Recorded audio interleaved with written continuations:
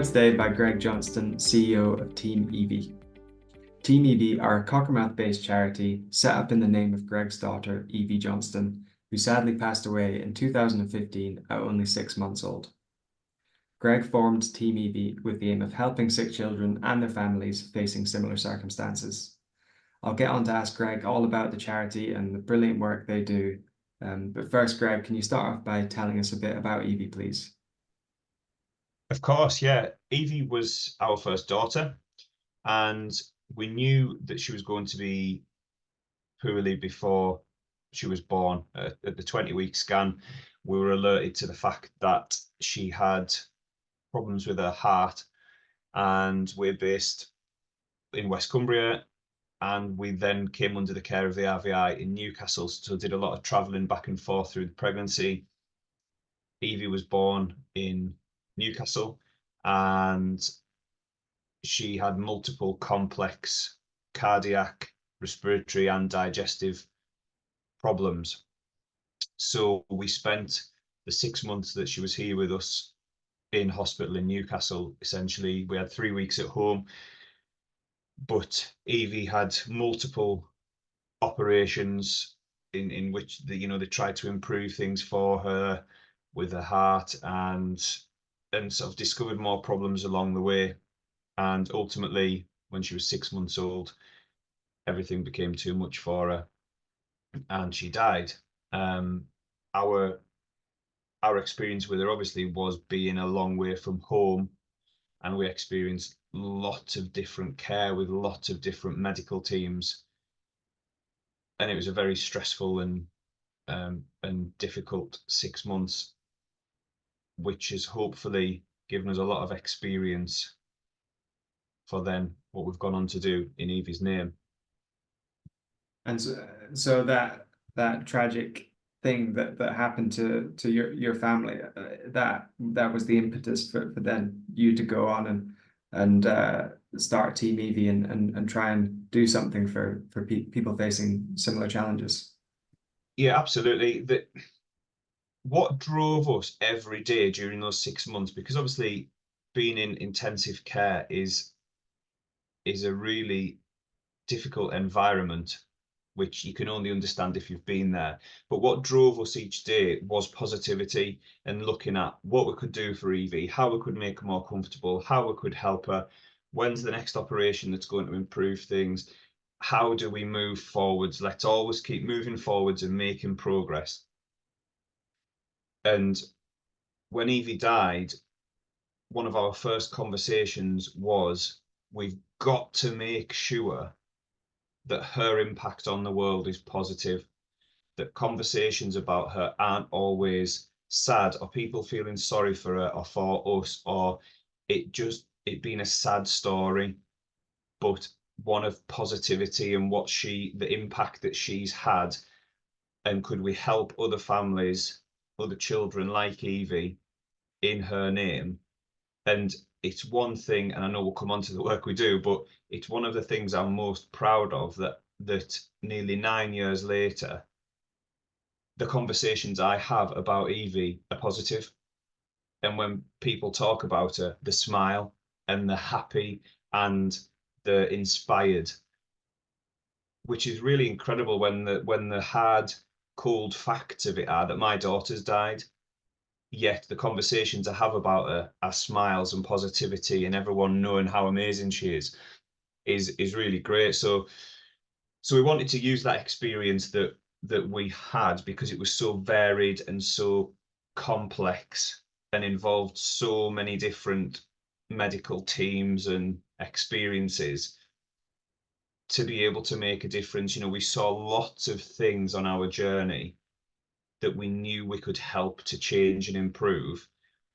And we also developed lots of relationships with many medical professionals who also know ways that we could help.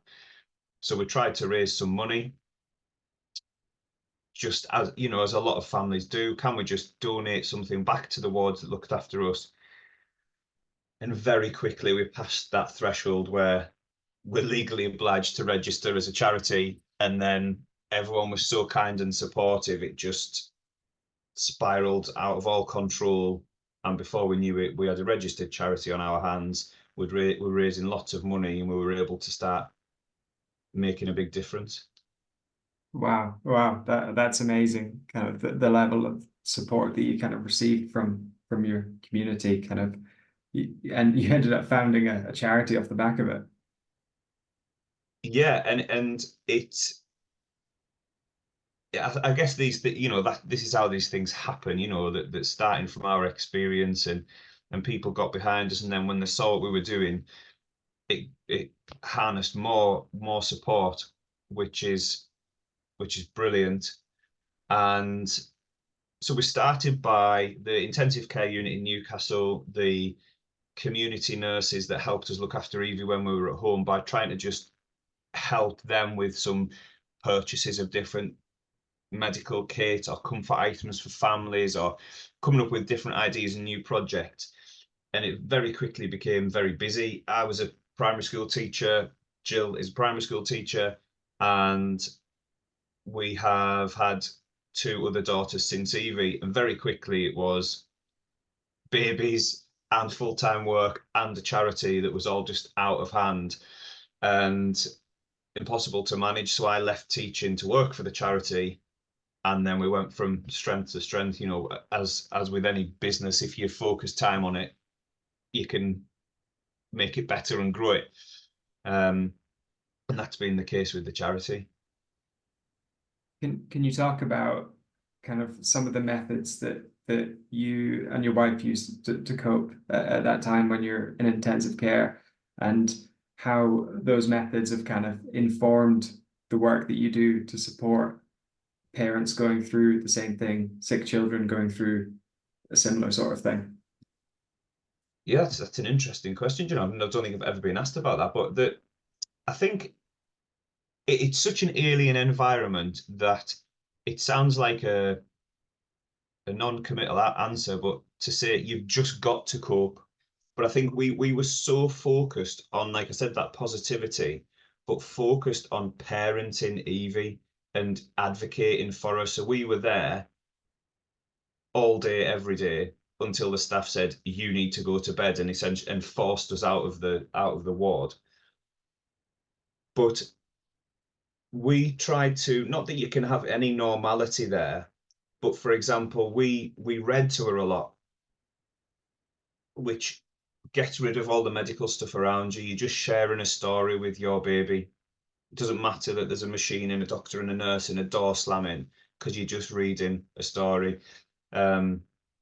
And got as many toys and, as you do, sensory things to help her.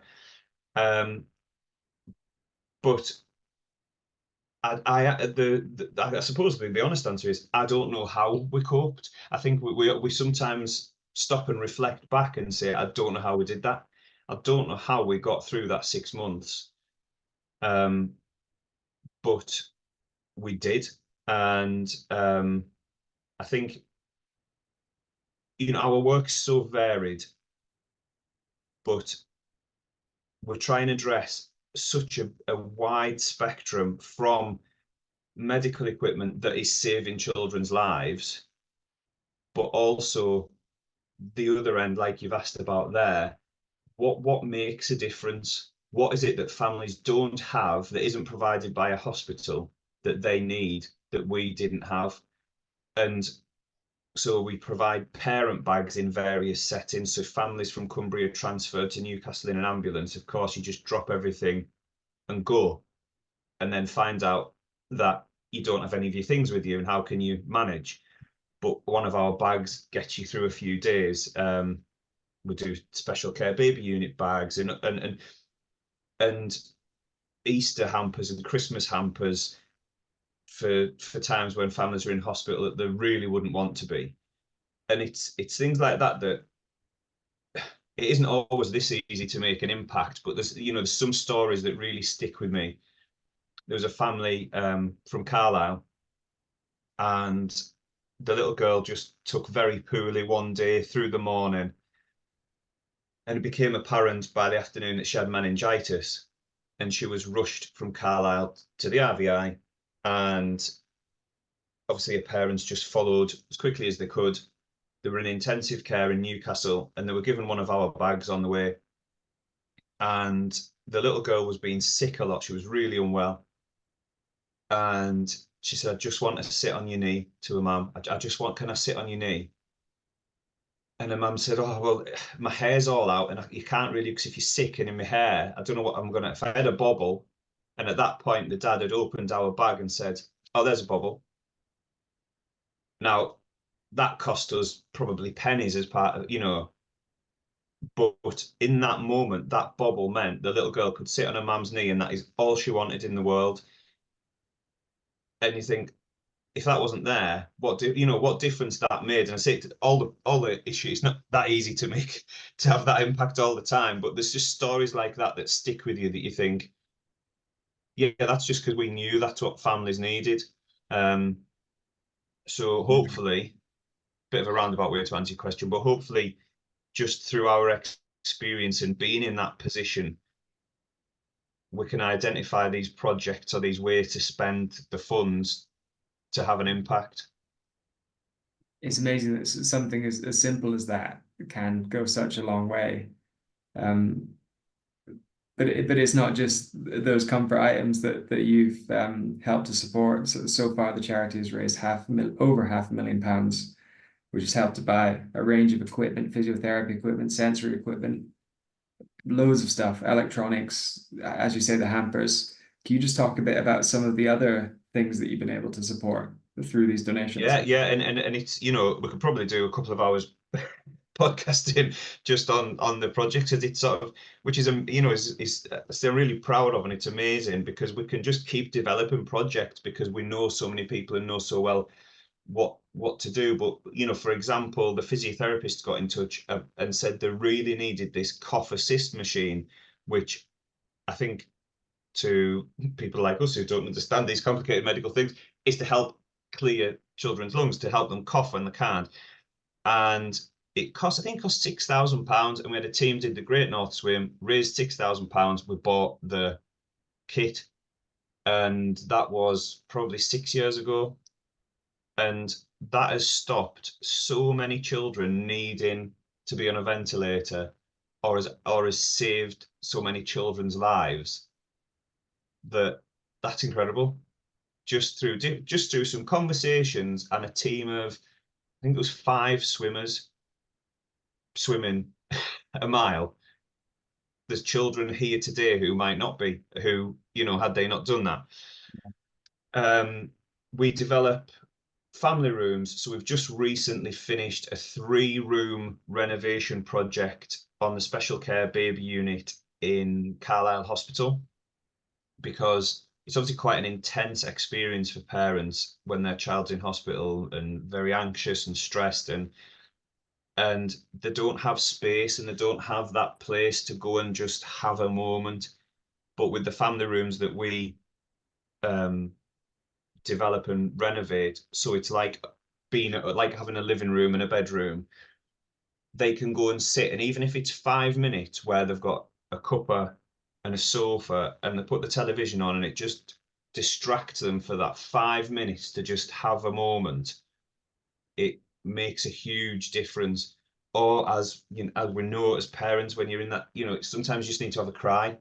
Everyone does, and you can go in there, you just let it out, whatever you need. Those rooms are there for parents. We develop staff training and buy equipment to help with staff training. So our bags that parents get that I mentioned earlier go on.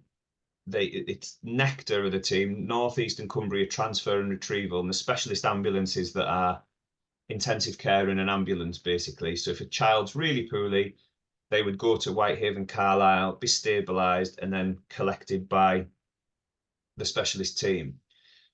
But they started developing training where teams from all around the region could go to the Nectar headquarters, and there's obviously these rare conditions or scenarios that the specialists know about that regional staff don't often deal with, and having that training can help make a massive difference. So we bought the iPads and the specialist app that goes on it that puts staff in a real life situation with these, like a medical dummy, and the iPads work as a monitor next to it, and it puts staff in a real life situation so it can get the adrenaline going and they can experience it without it being on a patient.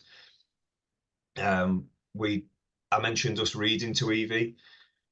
When we left hospital, Jill looked into the research around reading to poorly children, and it seems crazy that it can be right, but it is that it helps them get better quicker. Even if a child's unconscious, on a ventilator, critically ill, the last thing that goes is their hearing. And if they can hear a parent's voice or a family member who a familiar voice, it calms them and helps them to recover. It helps to strengthen family bonds. It helps everyone to be involved. So if a sibling visits, they can just read a story and it's normal. So we started funding portable libraries that are stacked with like 500-600 books, and we donate them to the unit, and then it's just there 24 hours a day, and families can read themselves, if there's some of the books the parents read, but they can share stories with their children all day, all night. And I think it's helped let parents know they can, because we were sort of like, I don't know, we looked like the strange people in the unit, dancing around and doing the voices out of a story and trying to make Evie laugh and showing it, and it's so stressful in there that there's a lot of parents just sit at the side, almost like, don't touch anything, I need to keep out of the way because this is a medical environment, where actually it's your child. Do what you want, entertain them, try and distract them. So it's helped engage parents and them get involved. And a whole host of other stuff as well. We help with the community team with medical equipment for parents who look after children at home. We fund all the equipment for special baby groups in Whitehaven and Carlisle. So children who are chronically ill, might have oxygen on all the time, or have a heart condition, and parents don't want to take them to baby groups, but the community nurses run special groups, so they know that there's medical people there. There's other families who understand what it's like to have a child who's got a condition, or is disabled, or life's challenging. And we also have a bereavement support aspect to what we do. That each year we run a candlelit walk event in Winlatter, where families come along to remember their baby or child who's died, which is an amazing event that people take a lot from. And we've also got what's known as a cuddle cot, which is a highly specialized piece of kit, but essentially it's a Moses basket, and families, if their baby dies, can take their baby home with them for a little bit of time following the death, to spend time with them in this Moses basket, which is cooled using the specialist equipment, so that the baby's okay for a little while, for them to spend time together as a family, which is huge for families. So that's a bit of a whistle stop tour of the variety of stuff that we do, but as I say, we could go on. Wow. Yeah, it's such a range of things there. Yeah, we could probably talk all day about it. But we better get on to kind of the main reason we wanted to get you onto the podcast, which is it's the work you're doing surrounding this peer support service. Can you just talk a bit about that, and kind of how businesses can kind of support that? Yeah, just kind of all about the peer support service. Absolutely. So in discussions over the last few years with different charities that we link to and medical professionals, it's becoming obvious, or it did become obvious, that families needed a lot more support that wasn't there, and there was a lot more parents struggling to cope, either during their experience in hospital or following discharge. So we started to develop our peer support service, which is the idea being parents who have or experienced their child being poorly, being in hospital, caring for them at home, the death of a child, so that being trained by us and then supporting families who are currently experiencing those challenges, so that parents know they're not alone, they can get advice on things, they can speak openly and honestly, and sort of vent or get some weight off the shoulders.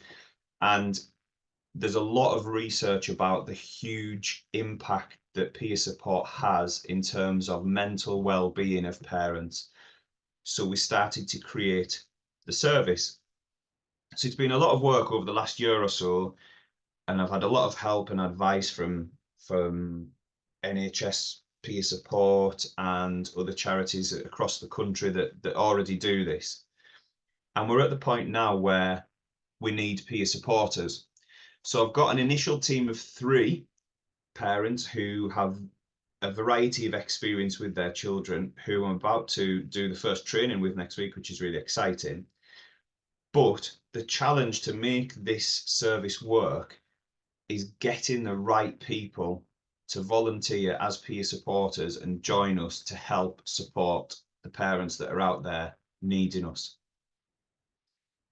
And given, even the statistic of 1 in 4 pregnancies ends with a loss, which is really shocking and sad, that tells us that there's so many people out there who have experienced a loss or a child being poorly or time in hospital. But for us that running this service, the challenge is finding the right people who want to help, can help, and are the right type of person to do so. So, across the businesses as part of the chamber, I'm sure there's lots of staff members who do have experience and would be amazing to join the team. So in one of our initial chats, I was speaking to you about, is there a way businesses can help us to reach those parents who would be great for our service, to let them know that this opportunity is available, that there is a way they can volunteer to make a difference to others. But also there's another angle to this, that there'll be times when the staff of businesses are facing these challenges, and the more we can spread the word of what we're doing and let them know that this is available, and that if they have staff members who have a miscarriage or a stillbirth or have a child in hospital, whether it's here or whether they're over to Newcastle, we're here to provide that support, and it's a good point that they could refer them to get help that we know will make a difference. So we're going to include Greg's email address, contact details in the show notes of this episode. But Greg, can you just let people know where they should go if they want to find out more about the peer support service, how they can get involved and support it? Absolutely. So at the moment, we're redeveloping our website to cater for this development that we're having within the charity. However, if you want to have a discussion, talk it through, and have much more detail, I am more than happy to chat to anyone, meet up, come in to visit businesses, however it'll help, and my contact details over there in the notes. However, if you do have parents as part of your staff who need help or who would be willing to volunteer, there will be very shortly, I think at the start of February, this will launch, 2 boxes when you first go on our homepage of our website, which is teamevie.org. One that says I want to be peer support, and one says I would like to be a peer supporter. Really simple. You click on that box and it'll take you to a web form that you fill in to let us know that you need support or that you would like to join, and we could be straight in touch from there to take things forward. So but I am more than happy to have a chat and a meeting with business owners, leaders, about how it works in the details if it helps. Great, thanks very much, Greg. So the other thing that you wanted to talk about, and this concerns kind of engaging with businesses, is this 1 Million Steps project. Can you talk a bit about that, please? Yeah, so we do lots of fundraising, and it's obviously a big challenge for charities to keep the funds coming in. But this Million Steps challenge that we've helped to develop alongside the company 1 Million Steps was built with businesses in mind, and there aren't any downsides to it really. It's looked at people who'll take part and the benefits to them personally, and also at businesses and how this challenge can help address a lot of things that business leaders want to achieve in terms of their CSR and impact in their communities and looking after their staff. So the challenge really simply is to walk 1 million steps, which is 10,000 steps a day for 100 days. And doing anything for 100 days is obviously great habit formation and would help those individuals taking part to start a new, fitter, healthier life. There's an app as part of this that keeps you on track. So it keeps your step count, where you link it to your various watch or phone, and it updates your targets to help you make sure that you hit that. And everyone's got a fundraising page as part of the app as well. But there's so much in there. There's a Fit for 15 part to it, which starts them on bodyweight exercises and helps to develop a fitness routine for everyone that's individual. There's an introduction to mindfulness, which is amazing for people's mental well-being. And it really does cover so much by getting out and moving. It's such a positive step that people sleep better, they feel fitter, they feel stronger, they lose weight, and it improves their overall well-being. Walking is what they refer to as a keystone habit. So I can remember in the first conversation I had with Ranjit, who is the guy who founded Million Steps. He talked about how when he first did the challenge, his other things started happening in his day-to-day life that other people were noticing, and he wasn't. So he was walking all the time, and then he'd go in for a meeting at work, and they'd say, "Oh, you're not having a biscuit today with your coffee?" And he'd just say, "Oh no, I didn't really feel like I wanted one." And then, "Oh, you don't have sugar in your coffee anymore?" "No, I don't want it." And these were all knock-on effect because he was moving all the time and he was active and he was getting fitter, that his diet improved, his sleep had improved, he was more productive. And in terms as a business, what more could you ask from your staff? You know, that everyone's happier and fitter and more alert and more productive and on it and happier. It's a really great thing. And I guess the other aspect for the business is it's raising money to help in the community. And that's something, I guess, you know, everyone has a CSR policy, but more and more people are more passionate about making a difference in their community. And, you know, we've talked earlier about a lot of the projects that we do and the development of the peer support. It helps so much, everything that we do.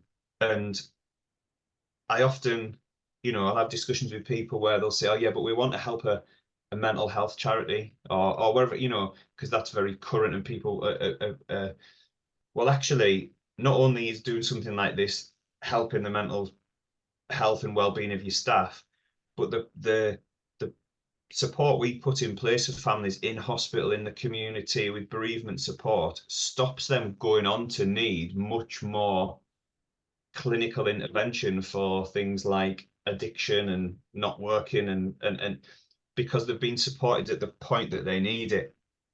So we can really help address those CSR community impact targets that businesses have. But at the same time as joining this challenge, you're having a great team bonding exercise, you know, that you know, a great way that other people have taken part in the past have said, we want to walk a lap of the planet. And if you can get 50 people to take part and they all hit the 1 million steps together, you've walked a lap of the world around the equator, which is pretty cool. and to sort of getting everyone in, and staff and their families that can obviously join in as well. Like, you can get a real feel good factor around it. And as I say, looking after your employees' well-being is pretty good. How does it actually work if a business wants to sign up? What do they have to do, and how does it work? So there's two ways really, and it depends. I know just from coming along to the chamber event and the businesses that are involved, there's different sizes of business. So I don't want to sort of exclude anyone at all from it. Larger businesses, you can get involved by having your own branded challenge. So we can create your own landing page where it's branded up, and you can encourage all your staff, family, and their family to get involved and sign up for your page that counts the steps of everyone who's part of your team.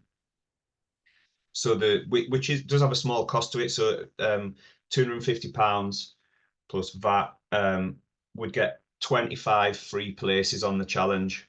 So you'd have, but we can adapt that as well, because we get special deals of Million Steps because we've helped develop it. There's always a conversation to be had.